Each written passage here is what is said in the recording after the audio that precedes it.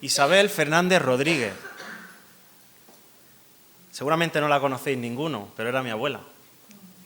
Mi madre sí la conocía, que está aquí hoy presente.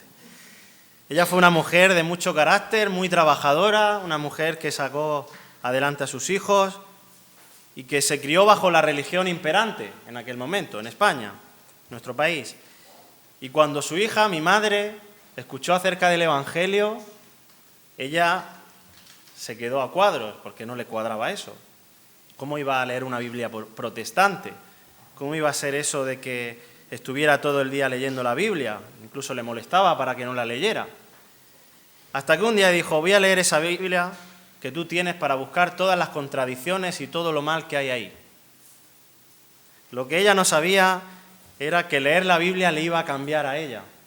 Y así fue, al tiempo ella reconoció su pecado, ella vino a los pies del Señor y entendió el verdadero valor que tienen las Escrituras, la Biblia, ese tesoro precioso que había ahí. Y este libro le cambió la vida. Este libro le cambió la vida. Y yo tuve el privilegio de bautizarme el mismo día que ella con 70 y pico de años, yo con 16. Y me daba cuenta de que leer la Biblia le cambió la vida por completo. ¿Cómo puede ser? ¿Cómo puede ser que este libro tan viejo, tan antiguo, tan odiado por muchos, tan deseado por otros, tan escondido a lo largo de la historia, pueda cambiar y transformar vidas a día de hoy? ¿Cómo puede ser? Probablemente tú tengas un ejemplar de la Biblia en tu casa, seguramente tienes una Biblia por ahí escondida, y la pregunta de hoy es sencilla. ¿La lees? ¿La has leído? ¿Le prestas atención? Porque esta mañana no quiero hacer otra cosa sino resaltar el valor de este precioso tesoro que tenemos en nuestras manos. Porque Dios mismo ha expresado su voluntad en este libro.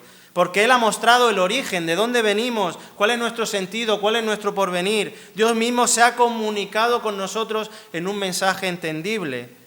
Y como dice la Escritura, porque esta palabra es viva y eficaz, más cortante que toda espada de dos filos. Porque es perfecta que convierte el alma, porque es fiel que hace sabio al sencillo, porque es recta que alegra el corazón, es pura que alumbra los ojos, es limpia que permanece para siempre, es verdad toda ella justa. Y dice el salmista que es más dulce que la miel. Porque realmente no somos conscientes del libro que tenemos en nuestra estantería o tenemos en nuestras manos. Las mismas palabras de Dios que ha dejado a su creación son las que tenemos aquí. Y Él no solo nos las ha dado, sino que durante todos estos años ha preservado para que nos llegue a nosotros. Imaginaos que en un momento de la historia la Biblia desapareciera. Pues Dios se ha encargado de que esta palabra de Dios llegue a todas las generaciones hasta nuestros días. Por eso este es un libro que si lo entiendes te puede cambiar la vida. Si lo entiendes te puede cambiar la vida. Por eso esta mañana me gustaría que leyéramos la historia de un pueblo que al escuchar y al entender la palabra de Dios fue asombrado, fue impactado y fue transformado por lo que sus oídos recibían. Y esta es mi oración para esta mañana, que el Espíritu Santo ilumine tu vida, tu corazón, tu mente y te pueda dar deseo por leer la Biblia, por entenderla un poco más y por acercarte a este libro, no por el libro en sí, sino para acercarte a Dios, que es al que debemos de conocer. Y vamos a ir a Nehemías 8, versículos 1 al 12. Y antes de leer estos versículos me gustaría poneros en situación. Este nombre tan raro, este Nehemías, ¿quién es? Y es que el libro de Nehemías es el último libro histórico de la Biblia. Es decir, ya no hay más historia en el Antiguo Testamento hasta el Nuevo Testamento, quiero decir del Antiguo Testamento, hasta luego con Mateo, los Evangelios. Y es que después de Nehemías sabemos que hay un periodo de 400 años de silencio donde no hay revelación nueva de Dios. Y podemos decir que Nehemías y Esdras se trataba como un solo libro, era un solo libro. En la Vulgata decía que Nehemías era Esdras 2 o era un mismo libro. Y en esta última historia, en este último libro, pasan cosas. Nos tenemos que preguntar, bueno, ponme en contexto, no entiendo. Y es que si vemos la historia del pueblo de Israel, el pueblo de Israel, después de desobedecer a Dios una y otra vez, es llevado y castigado y desterrado por el cautiverio por Asiria en la tribu del norte y por Babilonia y los persas en las tribus del sur. El pueblo de Israel está deshecho. Otros pueblos lo han capturado y ellos han perdido su pueblo. Y estuvieron 70 años en disciplina, bajo el control, la influencia y el castigo de estos babilonios, pero no era algo que le llegó por sorpresa, sino que Dios mismo le avisó. Si Israel no obedecía, si Israel no era ejemplo, si Israel seguía pecando, si Israel olvidaba el pacto de Dios, ¿qué iba a pasar? Iban a ir al cautiverio. Por eso, cuando el imperio persa conquista al Babilonio, estos pueblos pertenecen ahora a este imperio persa. Y vemos que en Esdras capítulo 1 sucede algo importante. Y es que, tal y como Dios profetizó en Jeremías 25, Dios obra en el rey de Persia, en Ciro, y le dice, reconstruye Jerusalén, el templo. Dice Esdras 1, 1, 2, en el primer año del rey de Ciro, rey de Persia, para que se cumpliese la palabra del Señor por boca de Jeremías, el Señor despertó el espíritu de Ciro de Persia. ¿Y qué le dijo? Versículo 2, el Señor Dios de los cielos me ha dado todos los reinos de la tierra y me ha mandado que le edifique casa en Jerusalén, que está en Judá. Y aquí hago un inciso. Como se ha dicho esta mañana, estamos en elecciones. Pero fijaos aquí, Dios mueve a un rey pagano a hacer su plan. No fue iniciativa de este rey, no fue que le vino una emoción o que se le ocurrió, vamos a construir el templo de Jerusalén, sino que ese deseo vino porque Dios le puso el deseo a él. Y si estás preocupado por las elecciones de hoy, te digo que Dios va a permitir que pase lo que va a pasar. Da igual el color que te guste más, da igual si son más justos o más injustos, Dios está al control de los gobiernos. Él permite lo que Él quiere, Él los pone, Él los quita y hace según su voluntad, dice Daniel 2:21. Él es el que cambia los tiempos, las edades, quita reyes, pone reyes, da sabiduría a los sabios y conocimiento a los entendidos. Y este es el caso aquí.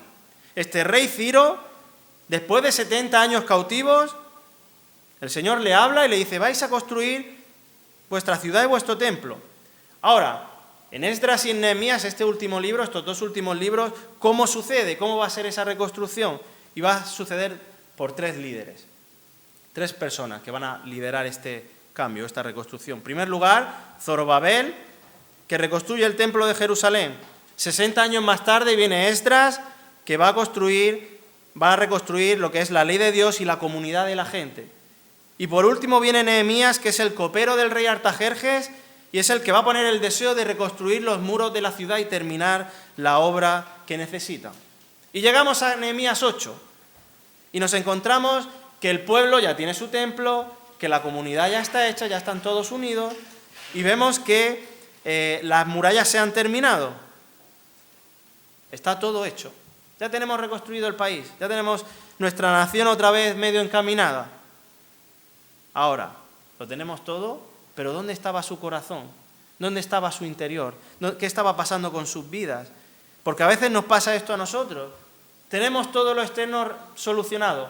Tengo a mis hijos en un buen colegio, tengo a mi mujer que no me mete muchos problemas, tengo mi familia más o menos ubicada, tengo mi trabajo más o menos. Pero ¿cómo estaba el corazón? ¿Cómo estaba lo interno de estas personas? Y es que había un desastre en estos creyentes. Y a veces tú tienes la vida hecha un desastre y te preocupas por adelgazar, o te preocupas por cambiarte de ropa, o por tener nuevos hábitos, o por salir y madrugar y salir a correr, o voy a juntarme con nueva gente, ¿no? Pero todo eso está muy bien, pero ¿cómo está la raíz de tu problema, de todos tus problemas, que es el corazón? Porque dice Proverbios 4:23 que guarda tu corazón porque de él mana la vida. Cuida con diligencia, con atención tu corazón. Y esto es lo que le pasaba a estos israelitas. Todo lo externo lo habían conseguido, todo lo habían reformado, pero ¿cómo estaba su corazón? Por eso llegamos a Nehemías 8. Y aquí en esta mañana vamos a ver 3 acciones del pueblo de Israel ante la palabra de Dios que pueden transformar nuestras vidas. 3 acciones del pueblo de Israel que pueden transformar nuestras vidas. Y en primer lugar vamos a ver lo que puede transformar tu vida y es leer la palabra de Dios. Vamos a leer versículos del 1 al 3. Dice que se reunió todo el pueblo como un solo hombre en la plaza que estaba delante de la puerta de las aguas y pidieron al escriba Esdras que trajera el libro de la ley de Moisés que el Señor había dado a Israel.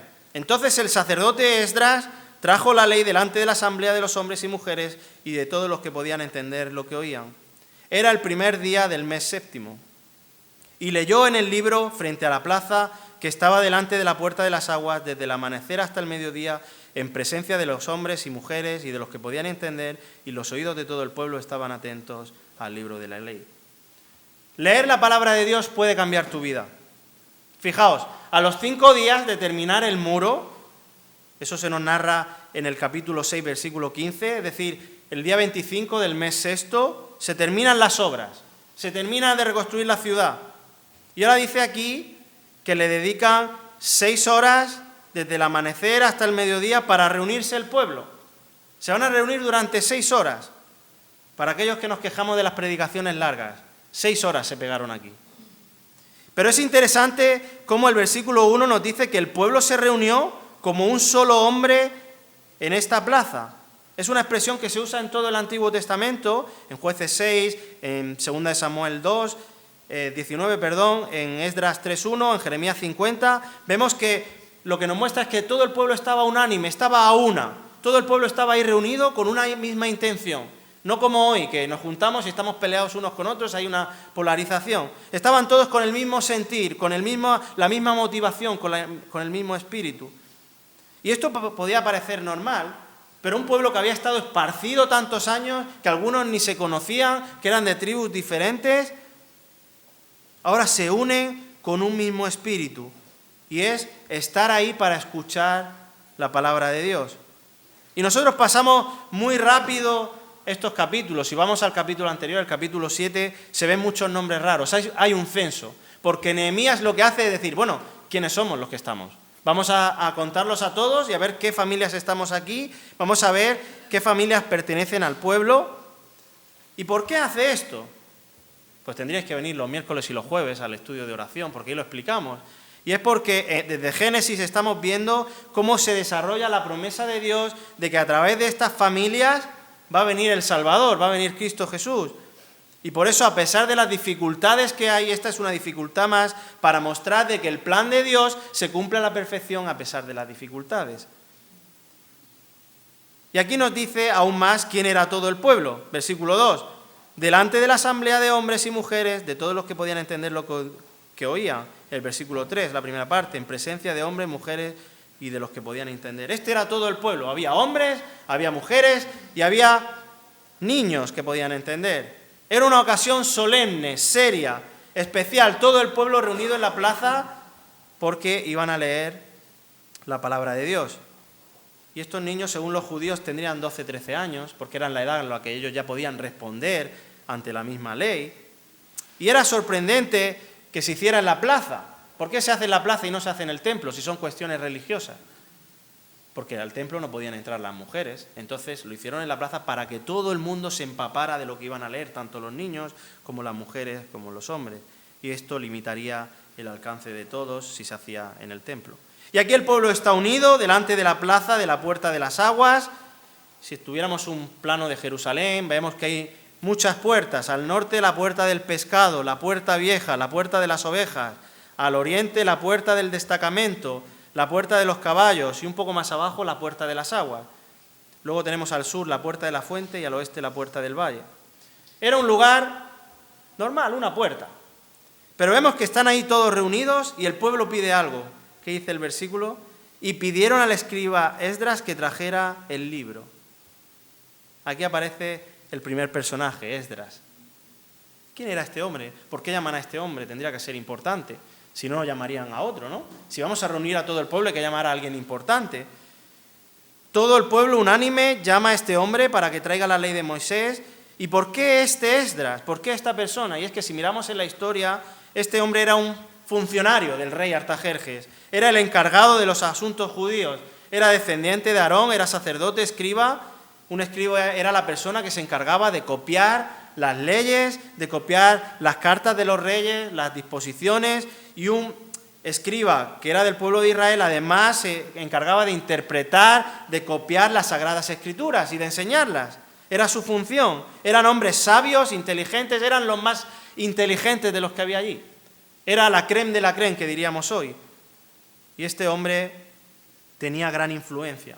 Logró el permiso del rey para visitar la tierra de sus padres y le dio la autoridad al rey para que hiciera como él quisiera con los judíos. Además, gozaba de gran testimonio y reputación de los altos cargos de aquel entonces. Era una eminencia este Esdras. Pero la propia Escritura nos va a decir algo más, un detalle más allá de su currículum personal. Esdras 7:10, y dice, porque Esdras había preparado su corazón para inquirir la ley del Señor, para cumplirla y para enseñar en Israel sus estatutos y decretos. ¿Esto qué quiere decir? Que Esdras no era un simple funcionario, sino que él había preparado su corazón para estudiar la palabra de Dios. Él quería estar inmerso antes que los demás, el poder recibir la palabra de Dios para darla a los demás. Era una persona que le había echado horas, que había sido capacitada. Era una persona de peso porque no solo quería estudiarla, sino que más nos dice que quería cumplirla. No quería el conocimiento por el conocimiento. No se trataba de llenar su mente de Biblia y más Biblia y de Antiguo Testamento, sino que había dedicado su corazón a cumplir la palabra de Dios. Y en tercer lugar, ¿para qué más? Para enseñar a Israel. Él quería estudiar la palabra para aplicarla a su vida, para enseñarla a Israel. Qué gran ejemplo de cómo este Esdras preparó su corazón para este pueblo. Por eso el pueblo lo reconoce y le dice, tú tienes que estar ahí al frente, tienes que leernos la palabra de Dios. Y ahora, ¿qué fue lo que le pidió el pueblo que le trajera a Esdras? Porque lo pidió el pueblo, dice el versículo. ¿Le pidió métodos para cambiar la vida del pueblo? ¿Le pidió libros de autoayuda y superación personal de la época? ¿Le pidió la Ilíada de Homero? ¿La filosofía de Pitágoras? ¿Le pidió el Tao Te Ching, que era lo que se corría por en aquel tiempo? Si hubieran existido los éxitos de hoy, el alquimista, hábitos atómicos, sé amable contigo mismo, ¿eso era lo que necesitaba el pueblo? No, le pidieron al escriba Esdras que trajera el libro de la ley de Moisés. Y es que ellos necesitaban el libro que Dios había escrito, la ley. Ahora, no sabemos qué parte de la ley leyeron, en 6 horas era muy difícil que leyeran todo el Pentateuco, los primeros 5 libros de la Biblia. Probablemente fue Deuteronomio, Levítico o parte de Números, no lo sabemos, pero sí sabemos que era el libro de Moisés. Y esto es muy significativo porque ellos saben que lo que necesitan para arreglar sus problemas es la palabra de Dios. Ellos lo sabían, tenían la vida hecha un desastre y dijeron, no quiero ir a ningún gurú, quiero ir a la palabra de Dios, que es la que puede cambiar mi vida. Y es que si leemos un poco más, vemos que sus familias estaban hechas un desastre, sus relaciones un desastre, sus trabajos, su espiritualidad. Algunos ni habían oído acerca de Dios, siendo el pueblo de Dios. Vemos que eran unas vidas vacías de sentido, incluso algunos tenían incredulidad, no creían en Dios. Ellos necesitaban cambiar sus vidas y acuden a la palabra de Dios. Y es que esto es algo que se extiende a nosotros también. Si quieres cambiar tu vida, necesitas acercarte a la palabra de Dios, porque la palabra de Dios revela la voluntad de Dios. Tienes que conocer lo que Dios ha dicho para ver qué necesitas. Él ha creado a su creación, nos ha creado a nosotros, Él conoce a su creación, Él sabe lo que necesitamos, sabe lo que hay en nuestro corazón, sabe nuestros deseos, sabe lo que te está frenando a cambiar, sabe cómo quiere que le tienes que hacer para agradarle, sabe lo que necesitas conocer de Él. Daniel 2:22 dice, Él es quien revela lo profundo y lo escondido, conoce lo que está en tinieblas y la luz mora con Él. Él lo sabe todo. No puede haber un cambio real y verdadero en tu vida si no te acercas a lo que Dios dice. Para que haya un cambio en tu vida, en tu familia, en tu iglesia, hay que empezar y acabar con las Escrituras. Si quieres un cambio verdadero, tienes que volver una y otra vez a lo que dice la palabra de Dios. ¿Sabéis por qué? Porque la palabra de Dios nos dice dónde está el límite. Nos dice qué es pecaminoso.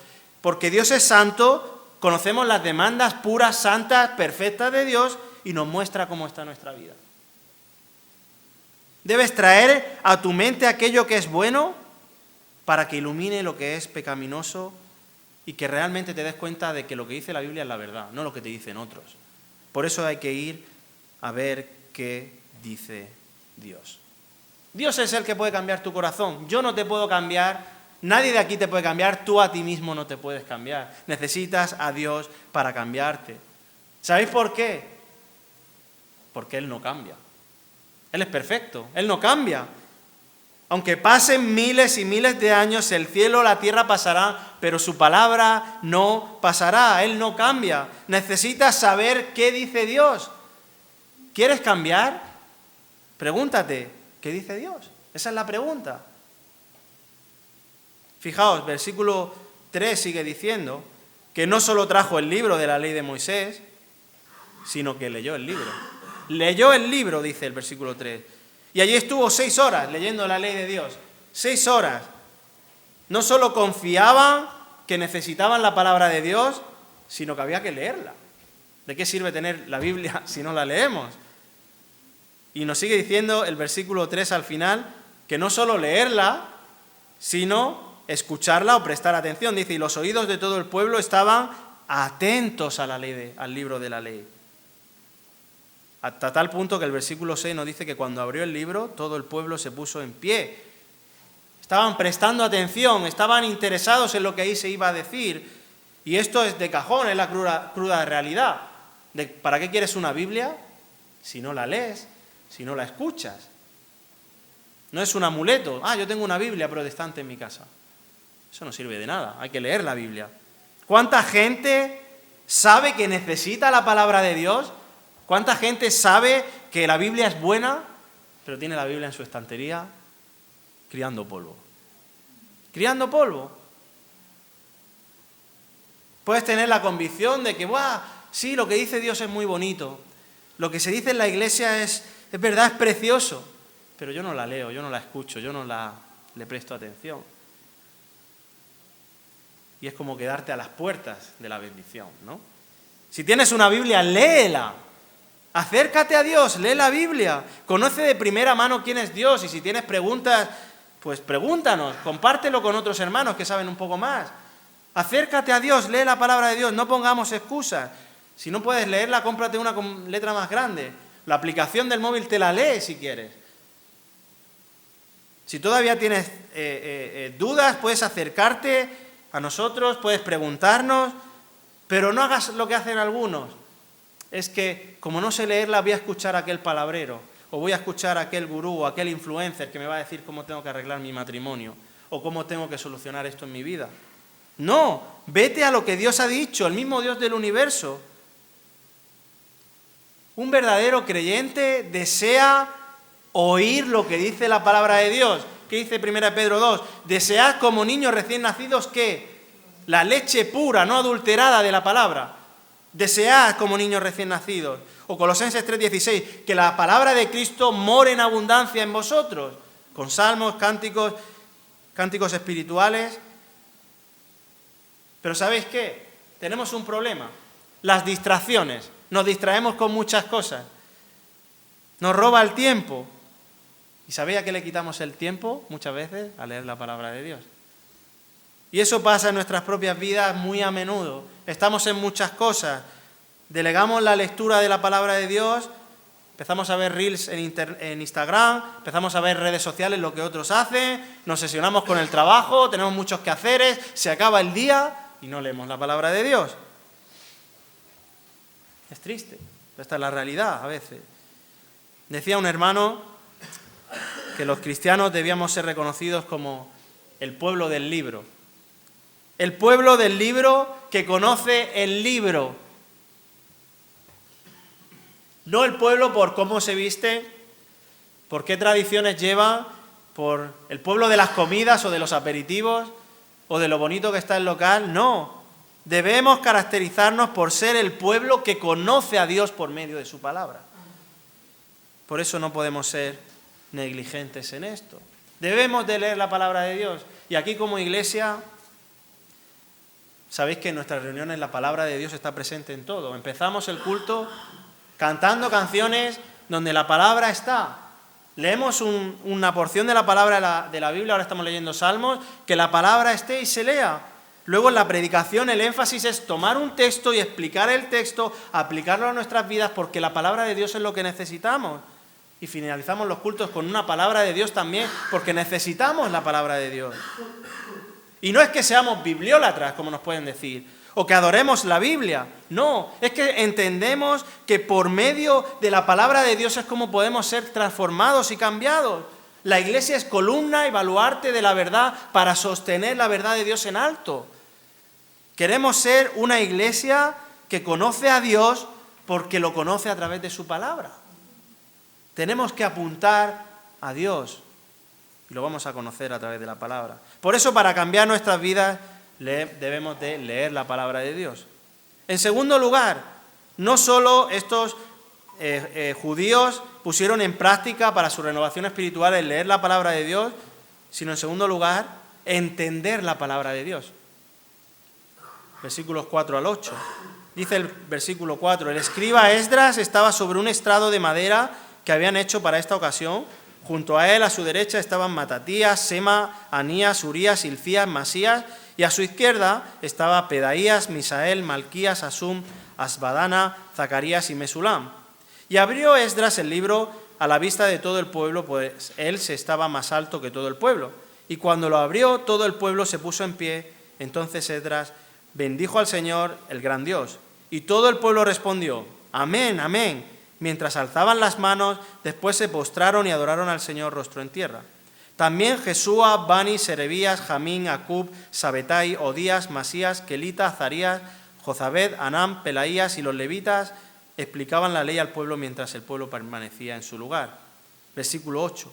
Y leyeron en el libro de la ley de Dios, traduciéndole y dándole sentido para que entendieran la lectura. Esdras estaba subido en un púlpito de madera. Era el primer púlpito que conocemos en la Biblia. Era como literalmente una torre, una plataforma muy alta hecha de madera para que todo el pueblo pudiera verle. No tenía otra función, es que todos pudieran ver qué estaba haciendo allí. Iba a estar 5 o 6 horas leyendo, abriendo el rollo, y tenía que poner el rollo en algún sitio para poder leerlo. Vemos que en el versículo 4 nos dice que había 6 hombres a su derecha y 7 a su izquierda, y es porque probablemente Esdras no leería las 6 horas seguidas, sino que estas personas, estos hombres, le ayudarían a leer. Eran levitas, sacerdotes. No sabemos quiénes eran realmente, no nos habla mucho la palabra, pero vemos que lo importante no era quiénes, sino el qué se estaba leyendo. Dice el versículo 5 que Esdras abrió el libro, seguramente era un rollo, y ahí comenzó a leer de forma que todos lo veían, pues él estaba más alto que todo el pueblo, dice ahí. Y la gente se puso en pie, las 6 horas, no lo sabemos, pero sabemos que estuvieron de pie, luego se postran y se arrodillan, pero sí sabemos que estaban atentos. Esa era la causa, estaban atentos a lo que estaban escuchando. Eso era la importancia. Hoy lo hacemos cuando entra un féretro, ¿no? A un tanatorio o a una sala. Nos ponemos en pie, o salen los novios en una boda.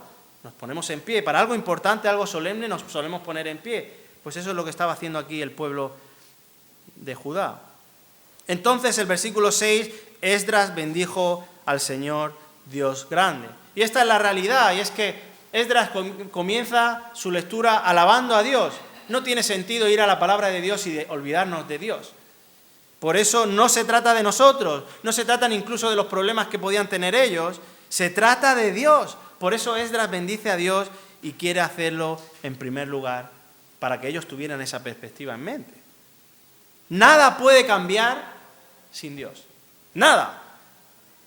No puedes pretender cambiar tu vida o pretender que esto sea un amuleto, un libro vacío, si Dios no está detrás. El Espíritu Santo obra por medio de su palabra, porque Dios está detrás. Y el leer la palabra de Dios nos debe llevar a varias cosas. Una, a demostrar que Él es digno de toda adoración, que no hay mérito en nosotros. En otro aspecto debemos de leer y entender la palabra de Dios para asombrarnos más con Dios, para centrarnos más en Él, para adorarle más a Él, porque este es el fin último de todo hombre. Vemos que Esdras hace esto, ¿y cómo responde el pueblo? Amén, amén, mientras alzaban las manos y luego se postran y se adoran al Señor en rostro en tierra. Y es que este amén surge de la raíz de ser firme. Podríamos decir que tenían una fe cierta, como comúnmente decimos, así sea, así se cumpla, así es. Y esta fue la respuesta del pueblo. Estaban realmente emocionados, con las manos alzadas, con sus rodillas en el suelo, estaban realmente interiorizando lo que estaban escuchando. Pero versículos 7 y 8 nos dicen algo clave. Y es que todas estas personas que se nombran ahí, dice, explicaban la ley al pueblo mientras el pueblo permanecía en su lugar y leyeron el libro de la ley de Dios traduciéndole, leyendo, dando sentido para que entendieran la lectura. Hemos visto que estos levitas tenían una función importante y era ayudar a Esdras a explicar, a comprender, a entender la ley al pueblo. ¿Y cómo lo hacían? Leyendo, traduciendo, dándole sentido, explicándolo, al fin y al cabo. Estos hombres eran humildes y lo que querían era, yo no tengo un mensaje propio, yo quiero este mensaje llevártelo a ti.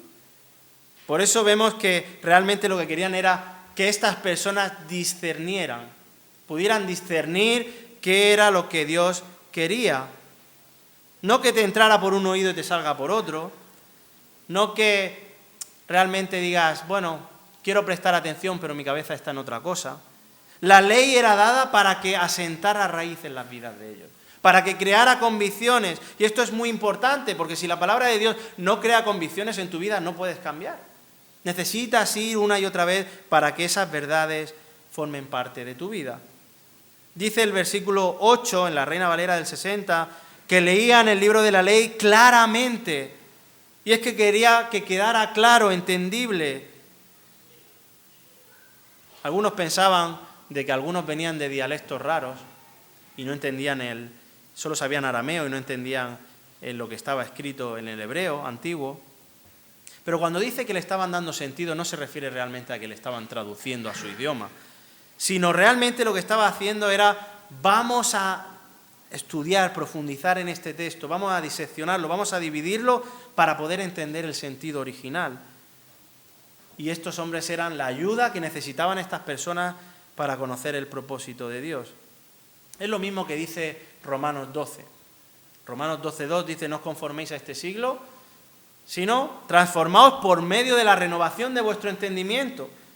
Tiene que haber una transformación de nuestras vidas por medio de lo que entra por el entendimiento, y así es como somos verdaderamente transformados. Y esto es importante porque, fijaos, una de las cosas más tristes que he vivido como cristiano es ver a personas años y años y años en la iglesia, personas que ocupaban ministerios, que predicaban, pero que no entendían lo que dice la Biblia. No entendían lo que decía la Biblia. ¿Cómo puede ser que no entendamos lo que dice la palabra de Dios? Poco a poco podemos ir creciendo más, pero realmente te das cuenta que rascas un poco y hay analfabetismo de la Biblia. Y son personas que dirigen iglesias, que sirven en ministerios, o personas que se las dan, que saben mucho y cuando les preguntas por algo de la Biblia, no saben ni el libro que estás hablando. Se piensan que es una historia mística. Y no es mi intención decir, no, nosotros lo sabemos todo, no, sino con humildad y con tristeza decir, personas que llevan años y años en la Biblia, en la iglesia, y que la Biblia para ellos es algo más. ¿Cómo puede ser? ¿Para qué existe una iglesia si no es para explicarnos lo que dice Dios a sus hijos?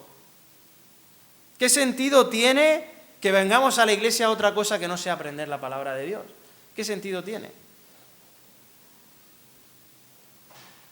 Hay una cosa peor y es creer que la Biblia dice una cosa y decir otra. Eso es peor. Dice un comentarista, dice, uno de los problemas más graves de la Iglesia en la actualidad es un mal entendimiento del significado de las Escrituras. Podríamos pensar que alguien que no cree o no ha leído nunca la Biblia se va a equivocar y va a malinterpretar cosas, pero es triste saber que hay abundancia de malas interpretaciones bajo el nombre del cristianismo. Ahora, ¿cómo encontrar la manera correcta de entender la palabra de Dios? Pues sinceramente, debemos aprender a interpretar la palabra de Dios. Y es que Dios ha dado un mensaje, tenemos que entender qué quiso decirle Dios a estas personas en este momento y sacar y extraer principios para nosotros hoy. Porque sabemos que solo hay una intención, no hay una interpretación, muchas aplicaciones sacamos, ¿no? No podemos decir que Dios quiso decir dos cosas al mismo tiempo. Eso es decir una tontería. Dios quiso decir, ve allí y ve allí a la vez. No puede ser, tiene que haber un sentido. El problema lo tenemos nosotros cuando no tenemos claro qué es lo que realmente quiere decir. ¿Y sabéis de qué nos habla la palabra de Dios? De Cristo. No tiene sentido irnos hoy a Nehemías y no hablar de Cristo, como hablaremos ahora. ¿Qué sentido tiene? ¿Qué entendimiento le vamos a dar a la palabra de Dios cuando decimos cosas que la palabra de Dios nos dice? Dice Juan 5:39, las Escrituras son las que dan testimonio de mí, dice Jesús. Desde Génesis hasta Apocalipsis, Jesucristo es el tema. Él cumplió toda la ley, Él es el sacrificio perfecto que llevará todo pecado, Él es de quien los profetas hablaron, Él es el que debe de ser alabado, Él es el que es la sabiduría personificada, es el tema de los evangelios, nos interesa su vida, su venida, su muerte, todo acerca de Él. No tiene sentido ir a la palabra de Dios y no entender dónde está Cristo en este pasaje. Pero no quiero entrar en eso, por eso en la iglesia tenemos discipulados que nos enseñan cómo debemos de estudiar la palabra de Dios, cómo debemos de aprender y entender la palabra de Dios. Por eso, si no sabes todavía cómo hacerlo, apúntate, habla con nosotros, yo quiero aprender a entender la palabra de Dios. También puedes depender de los que predican en este púlpito. Hay hermanos que se preparan, nos preparamos, echamos muchas horas intentando entender el significado. Porque sabéis que no todo lo que se predica en las iglesias evangélicas es correcto. No todo, por desgracia. No todo se puede aceptar. A veces toleramos lo que dice aquel y luego al domingo siguiente viene otro y dice lo contrario y decimos amén. ¿Cómo puede ser eso? No puede ser. No podemos permitir que se mantengan dos cosas totalmente antagónicas. Dice 2 Timoteo 2:15, procura con diligencia presentarte a Dios aprobado como obrero que no tiene de qué avergonzarse, que maneja con precisión la palabra de verdad. Pablo le dice a Timoteo, Timoteo, eres el líder en Éfeso, no estás ahí para cualquier cosa, estás para coger la palabra de Dios y como con un bisturí cortar la tela donde corresponde, si no, no te sale bien el traje. ¿O pensáis que un cirujano se plantea, ¿dónde corto? A ver, ¿dónde corto? No, tiene que estar con precisión. Y esa es la labor que Esdras hizo aquí. Explicar con precisión lo que Dios quería decir y no otras cosas, como ya el pueblo estaba envenenado de tantas otras cosas. Por eso le tenemos que pedir al Espíritu Santo, ilumíname para entender lo que dice aquí. Ponme personas que me expliquen lo que dice la palabra de Dios. No tiene sentido que prediquemos lo que Dios nos ha dicho. Imaginaos que Jesús está aquí, Él habla en otro idioma y yo le tengo que traducir. Y yo digo cosas que Él no está diciendo. ¿Cómo se sentiría? ¿Cómo se sentiría si estoy traduciendo cosas que Él no está diciendo? Debemos ser conscientes de que nuestras palabras no cambian a las personas. Entender la palabra de Dios es lo que cambia a las personas. Fijaos, hay un ejemplo en el Nuevo Testamento, Hechos 8. Todos recordáis seguramente el etíope. Había un etíope, un funcionario de la reina de Candace, el que estaba encargado de todos sus tesoros, Hechos 8. Iba en su carro leyendo el profeta Isaías. Y el Espíritu Santo manda a Felipe para que se encuentre con él y Felipe le hace una pregunta. ¿Qué le pregunta? ¿Entiendes lo que lees? ¿Y qué responde el etíope? Dice, ¿cómo podré si alguien no me enseña? Entonces Felipe, abriendo su boca, comenzó desde esta escritura, desde Isaías, y le anunció el Evangelio de Jesús. ¿Y sabéis qué pasó después? Lo entendió de tal manera que dijo, aquí hay agua, ¿no puedo ser yo bautizado?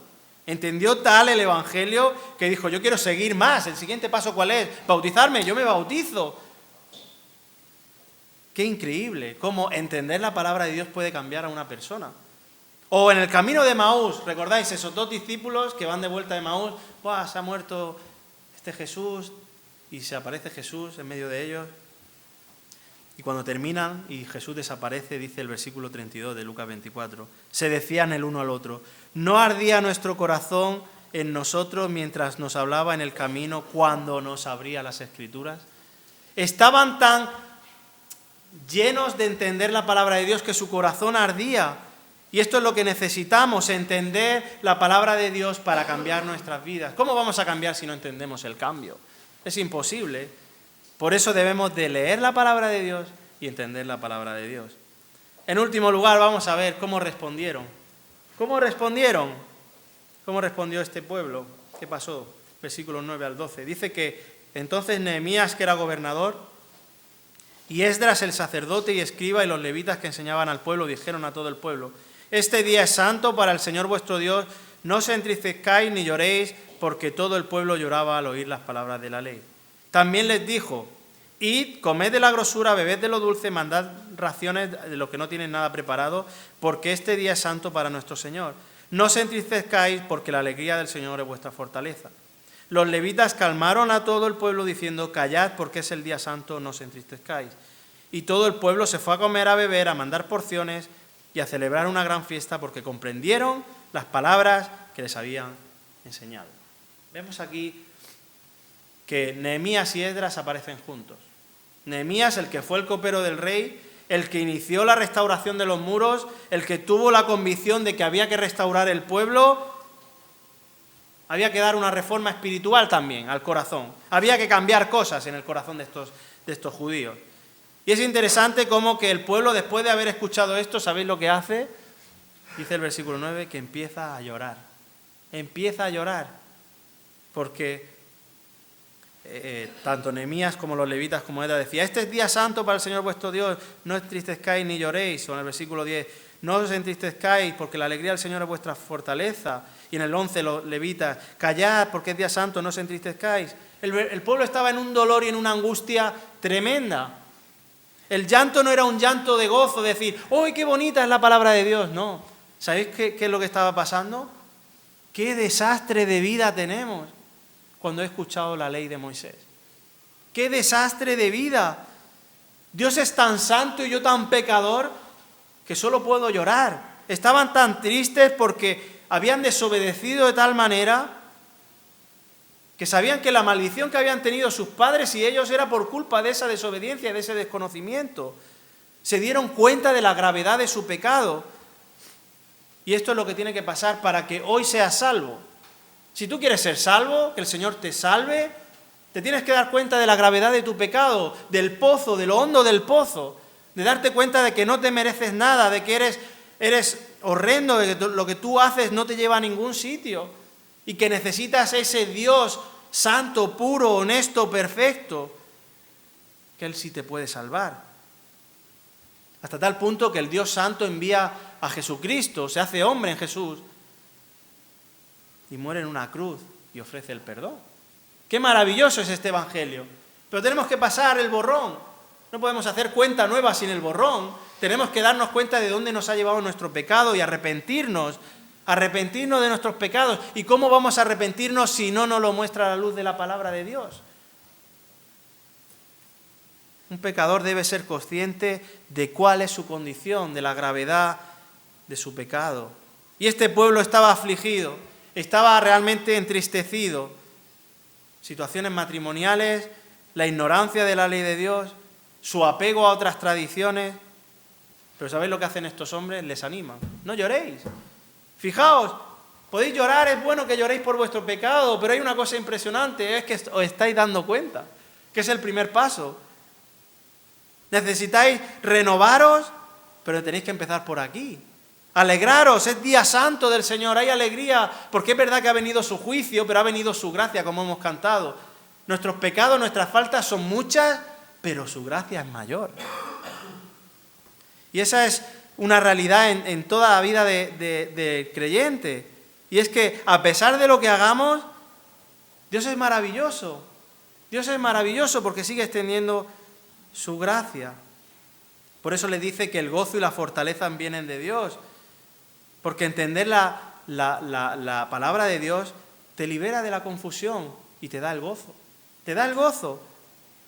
Por eso el ánimo que le dice: vamos a comeros los mejores trozos de carne, el vino dulce. Darle raciones a los que no tienen. Porque necesitaban celebrar la renovación de su corazón. ¿Y qué dice el versículo 12? ¿Qué fue a hacer todo el pueblo? Se fue a comer, a beber, a mandar porciones y a celebrar una gran fiesta, porque comprendieron las palabras que Dios le había enseñado. El pueblo celebró la fiesta de los tabernáculos, una fiesta que no celebraban desde el libro de Josué. Fijaos si habían pasado años.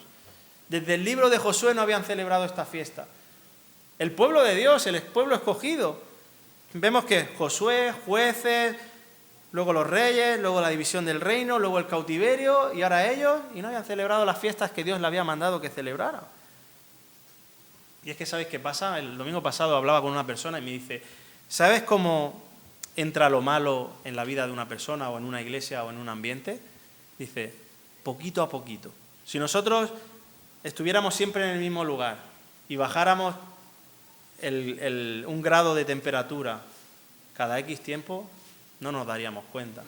Pero seguro que al pasar un tiempo diríamos, uy, qué frío hace, ¿no? O qué calor hace. ¿Por qué? Porque 1 grado no se nota. 2 grados, cuando has bajado 1 no lo notas. Pero cuando poco a poco vas cambiando y te das cuenta de cómo he llegado hasta aquí. Porque el pecado es así. Nos quiere descuidar, descuidamos la desobediencia, dejamos la lectura, dejamos de entender y al final nos encontramos en una situación de desastre, como pasó con este pueblo.